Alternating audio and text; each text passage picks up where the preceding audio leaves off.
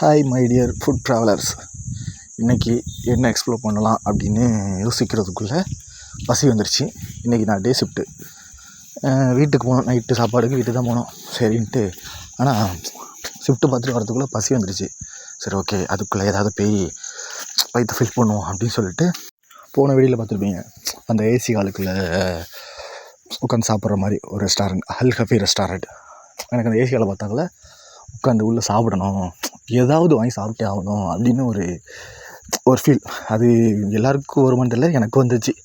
சரி அதுக்காகவே நைட்டு போய் சாப்பிடுவோம்னு சொல்லிட்டு அந்த ரெஸ்டாரண்ட்டுக்கு உள்ளே உள்ள ஏசி ஆளுகளை உட்காந்தா ஒருத்து அந்த ஃபீலே.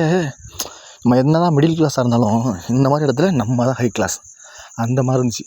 அதுக்காகவே ஒரே புரோட்டா வாங்கி ஃபஸ்ட்டு சாப்பிட்டேன். புரோட்டா சூப்பர். இங்கே பன் புரோட்டா தான் ஃபேமஸாக. அடுத்த வாட்டி நெக்ஸ்ட் டைம் பன் புரோட்டா சாப்பிட்டே வரோம். ஆனால் அதுக்கு டைமிங் இருக்குது.